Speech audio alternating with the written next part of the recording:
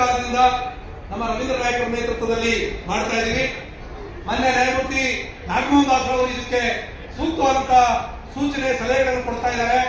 ಅದನ್ನು ನೆನೆಸ್ಕೊಳ್ಬೇಕಾಗಿದ್ರು ಮಾನ್ಯ ಕಾಗೋಡು ತಿಮ್ಮಪ್ಪನವರು ಇವತ್ತು ನಮ್ಮ ಜೊತೆಗೆ ಇಲ್ಲ, ಆದ್ರೆ ಅವರು ಕೂಡ ಈ ಹೋರಾಟದ ಶಕ್ತಿ ಅಂತ ಹೇಳಿ ಅವರು ಈ ಸಂದರ್ಭದಲ್ಲಿ ನೆನಪಾಡ್ಕೊಳ್ಳೋಣ ಅಂತ ಹೇಳ್ತಾ ಒಂದು ಮಾತನ್ನ ನಾನು ಈ ಸಂದರ್ಭದಲ್ಲಿ ವೇದಿಕೆಯ ಗಣ್ಯರಲ್ಲಿ ವಿನಂತಿ ಮಾಡ್ತೇನೆ. ರಾಜ್ಯ ಸರ್ಕಾರ ಅರಣ್ಯ ಹಕ್ಕುದಾರರ, ರೈತರ, ವಾಸಿಗಳ ಹಕ್ಕನ್ನು ಸಂರಕ್ಷಣೆ ಮಾಡೋದಕ್ಕೆ ಕಸ್ತೂರಿ ರಂಗನ ವರದಿಯನ್ನ ರದ್ದು ಮಾಡಿದಿರಿ. ಇಡೀ ಜನ ಸಮುದಾಯದ ಪರವಾಗಿ, ಇಡೀ ಕರ್ನಾಟಕ ರಾಜ್ಯದ ಈ ಎಲ್ಲ ಹಕ್ಕುದಾರರ ಪರವಾಗಿ ರಾಜ್ಯ ಸರ್ಕಾರಕ್ಕೆ ನಾನು ಅಭಿನಂದನೆಗಳನ್ನ ಮತ್ತು ಧನ್ಯವಾದಗಳನ್ನು ತಿಳಿಸುತ್ತೇನೆ. ಎರಡನೇದು, ಕೇಂದ್ರ ಸರ್ಕಾರವು ಕೂಡ ಈ ಅರಣ್ಯ ಹಕ್ಕುದಾರರ ಹಕ್ಕನ್ನು ಸಂರಕ್ಷಣೆ ಮಾಡಬೇಕು. ಮಾನ್ಯ ನರೇಂದ್ರ ಮೋದಿ ಅವರ ಸರ್ಕಾರ ಬಡವರನ್ನ, ದಲಿತರನ್ನ, ಆದಿವಾಸಿಗಳನ್ನ ಒಕ್ಕಲೆಬ್ಬಿಸುವಂತಹ ಕೆಲಸ ಎಲ್ಲ ಕಡೆ ಮಾಡ್ತಾ ಇದೆ. ನರೇಂದ್ರ ಮೋದಿ ಅವರ ಸರ್ಕಾರ ಈ ಒಕ್ಕಲೆಬ್ಬಿಸುವ ಕೆಲಸದಿಂದ ಹಿಂದೆ ಸರಿದು ನಮ್ಮ ಹೋರಾಟಕ್ಕೆ ಬೆಂಬಲ ಕೊಡಬೇಕಂತ ಈ ಸಂದರ್ಭದಲ್ಲಿ ನಾನು ಇದು ಬರೀ ಅಭಿನಂದನಾ ಸಮಾರಂಭ ಅಲ್ಲ, ಇದು ಹಕ್ಕೊತ್ತಾಯ ಸಮಾವೇಶ. ನಮ್ಮ ಹಕ್ಕೊತ್ತಾಯವನ್ನು ಕೇಂದ್ರ ಸರ್ಕಾರ ಕೇಳ್ತಾ ಇದ್ವಿ. ಕೇಂದ್ರ ಸರ್ಕಾರಕ್ಕೆ ಈಗಾಗಲೇ ಅರಣ್ಯ ಹಕ್ಕುಗಳ ಕಾಯ್ದೆ ಇದೆ. ಆ ಕಾಯ್ದೆ ಅನ್ವಯ ರೈತರನ್ನ, ದಲಿತರನ್ನ, ಆದಿವಾಸಿಗಳನ್ನ ಒಕ್ಕಲೆಬ್ಬಿಸಬಾರದು ಅಂತ ನಿಯಮಗಳಿದ್ದಾವೆ. ಈ ನಿಯಮಗಳನ್ನ ಗಾಳಿಗೆ ತೂರಿ ಇವತ್ತು ಕೇಂದ್ರ ಸರ್ಕಾರ ಕೆಲಸ ಮಾಡ್ತಾ ಇದೆ. ಹಾಗಾಗಿ ರಾಜ್ಯ ಸರ್ಕಾರ ಕೇಂದ್ರ ಸರ್ಕಾರಕ್ಕೆ ಬುದ್ಧಿ ಹೇಳುವಂತ ಕೆಲಸವನ್ನ ಮಾಡಬೇಕು ಅಂತೇಳಿ ಈ ಸಮಾವೇಶದ ಮುಖಾಂತರ ಒತ್ತಾಯವನ್ನು ಮಾಡ್ತೇವೆ. ಇವತ್ತಿನ ಸಮಾವೇಶಕ್ಕೆ ಮಾನವ ಬಂಧುತ್ವ ವೇದಿಕೆ ಸಂಸ್ಥಾಪಕರು ಸಚಿವರಾಗಿರುವಂತಹ ಸತೀಶ್ ಜಾರಕಿಹೊಳಿ ಅವರು ಕೂಡ ಬರಬೇಕಾಗಿರುವುದು. ಅಲ್ಲಿ ಲೋಕಲ್ ಕಾರಣಕ್ಕಾಗಿ ಮತ್ತು ಅಧಿವೇಶನ ಪ್ರಾರಂಭವಾಗ್ತದ ಕಾರಣಕ್ಕಾಗಿ ಅವ್ರು ಇಲ್ಲಿ ಬರೋದಕ್ಕಾಗಿಲ್ಲ. ಅದೊಂದು ಶಕ್ತಿ ಕೊಟ್ಟಿದ್ದಾರೆ. ಯಾವತ್ತೂ ರವೀಂದ್ರ ನಾಯಕರ ಜೊತೆಗೆ, ಯಾವತ್ತೂ ಅರಣ್ಯ ಹಕ್ಕುದಾರರ ಜೊತೆಗೆ ಇರ್ತೀನಿ ಅಂತ ಕೊಟ್ಟಿದ್ದಾರೆ. ರಾಜ್ಯ ಸರ್ಕಾರ ನಮ್ಮ ಜೊತೆಗಿದೆ. ಯಾಕಿದೆ ಹೇಳಿ? ರಾಜ್ಯ ಸರ್ಕಾರಕ್ಕೆ ನಾವು ಓಟ್ ಕೊಟ್ಟಿದ್ದೀವಿ. ಕೊಟ್ಟಿದ್ದೇವೆ ಇಲ್ವೋ? ಸಿದ್ದರಾಮಯ್ಯ ಸಾಹೇಬರಿಗೆ ನಾವು ಶಕ್ತಿ ಕೊಟ್ಟಿದ್ದೀವಿ. ವೆಂಕಟ ಮಂಡಲ್ ಸಾಹೇಬರಿಗೆ ನಾವು ಶಕ್ತಿ ಕೊಟ್ಟಿದ್ದೀವಿ. ನಮ್ಮ ಮಹಾದೇವ್ ಸಾಹೇಬರಿಗೆ ಶಕ್ತಿ ಕೊಟ್ಟಿದ್ದೀವಿ. ನಮ್ಮ ನಾಗಮೋಹನ್ ದಾಸರ ಮಾರ್ಗದರ್ಶನದಲ್ಲಿ ಯುದ್ಧಕ್ಕೆ ತಯಾರಾಗಿದ್ದೀವಿ. ಹಾಗಾಗಿ ಹೋರಾಟವನ್ನು ಹಿಂದೆ ಸರಿಯುವಂತ ಪ್ರಶ್ನೆ ಇಲ್ಲ. ರಾಜ್ಯ ಸರ್ಕಾರ ನಿಲ್ಲಬೇಕು, ರವೀಂದ್ರ ನಾಯಕರ ಬೆಂಬಲಕ್ಕೆ ನಿಲ್ಲಬೇಕಂತ ಹೇಳ್ತಾ ಮಾತಾಡೋದಕ್ಕೆ ಅವಕಾಶ ಕೊಡೋದು ನಿಮ್ಮ ಗಂಟು ಒಂದು ಸ್ಥಾನ ಮಾತಾಡ್ತಾರೆ. ಎಲ್ಲರಿಗೂ ಧನ್ಯವಾದ. ಒಂದು ಘೋಷಣೆ ಹಾಕಿ ಒಂದು ಘೋಷಣೆ ಹಾಕಿ ಸರ್. ಈಗ ಸಮಾಜ ಕಲ್ಯಾಣ ಇಲಾಖೆಯ ಸಚಿವರಾದಂತ ಶ್ರೀಮಾನ್ ನಿಮ್ಮೆಲ್ಲರ ಪರವಾಗಿ ವಕೀಲರು ನಮ್ಮ ಒಂದು ಹೋರಾಟಕ್ಕೆ ಇಳಿದು ಈ ಭೂಮಿಯನ್ನ ಕೊಡಿಸುವಲ್ಲಿ ಯಶಸ್ವಿಯಾಗಿದ್ದಾರೆ ಮತ್ತು ಕಸ್ತೂರಿ ರಂಗನ ವರದಿಯನ್ನು ಕೂಡ ಸರ್ಕಾರದಿಂದ ರದ್ದುಪಡಿಸತಕ್ಕಂಥ ಕಾರ್ಯಕ್ರಮವನ್ನು ಮಾಡಿದರು. ನಿಮ್ಮೆಲ್ಲರ ಹೆಸರು ಹೇಳಿದೆ. ನಿಮ್ಮ ಹೋರಾಟಕ್ಕೆ ಇವತ್ತು ಜಯ ಸಿಕ್ಕಿದೆ. ನೀವೆಲ್ಲರೂ ಬಹಳ ವರ್ಷಗಳಿಂದ ಅರಣ್ಯ ಭೂಮಿ ನಮ್ಮ ಹಕ್ಕು, ನಮ್ಮ ಹೋರಾಟ, ಆದ್ದರಿಂದ ಈ ಭೂಮಿಯನ್ನ ಉಳುವವನೇ ಒಡೆಯ, ಭೂಮಿಯ ಒಡೆಯ ರೀತಿಯಲ್ಲಿ ಇವತ್ತು ತಾವೆಲ್ಲರೂ ಸೇರಿ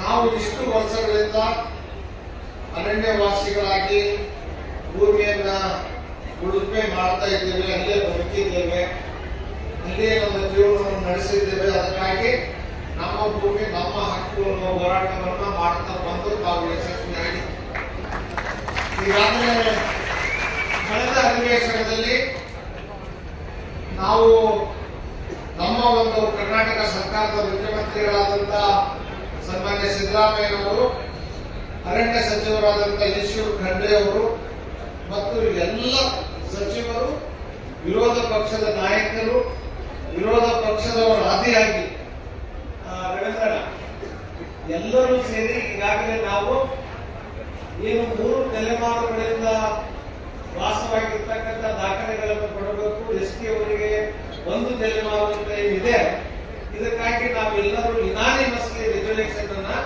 ಕರ್ನಾಟಕ ಸರ್ಕಾರದ ವಿಧಾನಸಭೆ ವತಿಯಿಂದ ಕೇಂದ್ರಕ್ಕೆ ಈಗಾಗಲೇ ನಮಗೇನು ಅವರಿಗೆ ಕೊಟ್ಟಿದ್ದೀರಿ ಅದೇ ರೀತಿಯಾಗಿ ನಮಗೂ ಕೊಡಬೇಕು ಅನ್ನೋದನ್ನು ಈಗಾಗಲೇ ನಮ್ಮ ಸರ್ಕಾರ ಶಿಫಾರಸು ಮಾಡಿ ಕೇಂದ್ರ ಸರ್ಕಾರಕ್ಕೆ ಕಳೆದ ಅಧಿವೇಶನದಲ್ಲಿ ಕಳಿಸಿದ್ದೇವೆ.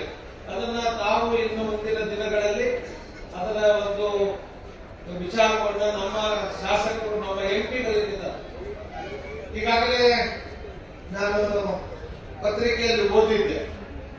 ಬಹಳಷ್ಟು ಜನ ಒತ್ತುವರಿ ಮಾಡಬೇಕು ಕಸ್ತೂರಿ ರಂಗನ್ ವರದಿಯ ವಿಚಾರವನ್ನ ತಾವೆಲ್ಲರೂ ಒಂದು ದೊಡ್ಡ ಸಭೆಯನ್ನ ಮಾಡಿ ಈಗಾಗಲೇ ಕೇಂದ್ರ ಸರ್ಕಾರಕ್ಕೂ ಎಚ್ಚರಿಕೆ ಕೊಟ್ಟಿದ್ದೀರಿ. ಮತ್ತು ನಮ್ಮ ಮಂತ್ರಿಗಳಾದಂತಹ ಕೋಟಾ ಶ್ರೀನಿವಾಸ ಅವರು ಇಲ್ಲಿ ಮಂತ್ರಿ ಆಗಿದ್ರು, ಈಗ ಅವರು MP ಆಗಿದ್ದಾರೆ. ಅವರು ಕೂಡ ನಿಮ್ಮ ಹಕ್ಕಿಗೆ ಹೋರಾಟಕ್ಕೆ ನಾನು ಬೆಂಬಲವಾಗಿ ನಿಂತು ನಿಮಗೆ ಕೇಂದ್ರ ಸರ್ಕಾರದಿಂದ ಕೊಡಿಸ್ತಕ್ಕಂಥ ಕೆಲಸವನ್ನು ಮಾಡುತ್ತೇನೆ ಅನ್ನೋ ಮಾತನ್ನು ಈಗಾಗಲೇ ಹೇಳಿದರು. ಇಷ್ಟು ಜನ ಇವತ್ತು ನಾವು ನಿಮ್ಮನ್ನು ನೋಡಿದ್ರೆ ನಿಮ್ಮ ಹೋರಾಟಕ್ಕೆ ಸಂದ ಜಯ. ಅದನ್ನ ಇವತ್ತು ನಿಮ್ಮೆಲ್ಲರಿಗೂ ತಿಳಿಸಬೇಕು ಅಂತ ಹೇಳಿ ನಾನು ಮಾದೇವಪ್ಪನವರಿಗೆ ಬೆಳಿಗ್ಗೆ ನಾನು ಮತ್ತು ಅನಂತ ಇಬ್ಬರು ಹೋಗಿದ್ವಿ. ಮಾದೇವಪ್ಪರು ಬಂದು ಹೋಗಿದ್ರು, ಮಾದೇವಪ್ಪರು ಬಂದು ಹೋಗಿದ್ದಾರೆ. ಮತ್ತು ಫಾರೆಸ್ಟ್ ಮಿನಿಸ್ಟರ್ಗೂ ಕೂಡ ಹೇಳಿದ್ವಿ. ಮತ್ತೆ HK ಪಾಟೀಲ್ ಸಾಹೇಬರು ಬಂದು ಹೋಗಿದ್ದಾರೆ. ಕಾಗೋಡು ತಿಮ್ಮಪ್ಪನವರು ಕೂಡ ಇದಕ್ಕೆ ಬಹಳಷ್ಟು ಹೋರಾಟವನ್ನು ಮಾಡಿದ್ದಾರೆ. ಅವರು ಜೀವಂತವಾಗಿದ್ದಾಗಲೇ ನಿಮಗೆ ಹಕ್ಕು ಪತ್ರವನ್ನು ಕೊಡ್ತಕ್ಕಂಥ ವ್ಯವಸ್ಥೆ ಆಗಬೇಕು. ವಿಧಾನಸಭೆಯಲ್ಲಿ ಗುಡುಗಿದ್ದಾರೆ ಎಲ್ಲ ಅಧಿಕಾರಿಗಳಿಗೆ, ಮಂತ್ರಿಗಳಿಗೆ. ನಾನು ಇದು ನನ್ನ ಜೀವ ಇರುವವರೆಗೆ ನಾನು ಹೋರಾಟ ಮಾಡ್ತೇನೆ, ನಾನು ಇದ್ದಾಗಲೇ ಇದು ಆಗ್ಬೇಕಂತ ಅವ್ರದ್ದೊಂದು ಕನಸಿದೆ. ಆ ಕನಸಿಗೆ ನಾವು ಕೂಡ ಸಹಮತವನ್ನು ವ್ಯಕ್ತಪಡಿಸಿ ಎಲ್ಲರನ್ನೂ ಕೂಡ ನಾವೆಲ್ಲ ಈ ದೇಶದಲ್ಲಿ ಹುಟ್ಟಿದವು, ಈ ದೇಶದಲ್ಲಿನೇ ಬೆಳೆದವು. ಭೂಮಿ ಒಡೆಯ ಉಳುವವನೇ ಒಡೆಯ ಕೊಟ್ಟ ರೀತಿಯಲ್ಲಿ ನಾನು ಮಂತ್ರಿಯಾದಂತ ಸಂದರ್ಭದಲ್ಲಿ ವಾಸಿಸುವವನೇ ಮನೆಯ ಒಡೆಯ ಅನ್ನುವ ಕಾನೂನನ್ನು ಕೂಡ ಅಂದು ನಾನು ಮಂತ್ರಿಯಾಗಿ ರಾಷ್ಟ್ರಪತಿಯವರ ಅಂಕಿತವನ್ನು ಹಾಕಿಸಿಕೊಂಡು ಬಂದು ಯಾರ್ಯಾರು ಫಾರೆಸ್ಟ್ ಭೂಮಿಯಲ್ಲಿರ್ಬೋದು, ಸರ್ಕಾರಿ ಭೂಮಿಯಲ್ಲಿರ್ಬೋದು, ಸಾಹುಕಾರ ಭೂಮಿಯಲ್ಲಿರ್ಬೋದು, ನೀವು ಯಾರು ಮನೆಯಲ್ಲಿ ವಾಸವಾಗಿದ್ದೀರಿ ನಿಮ್ಮೆಲ್ಲರಿಗೂ ಕೂಡ ಪಟ್ಟ ಕೊಡ್ತಕ್ಕಂಥ ಕೆಲಸವನ್ನು ಇನ್ನು ಒಂದು ವರ್ಷದ ಒಳಗಾಗಿ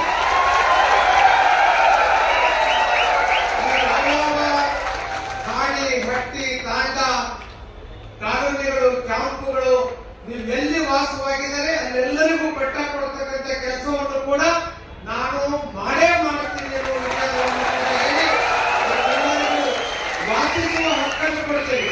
ಇದು ಭೂಮಿಯ ಹಕ್ಕು ಮತ್ತು ವಾಸಿಸುವ ಹಕ್ಕು.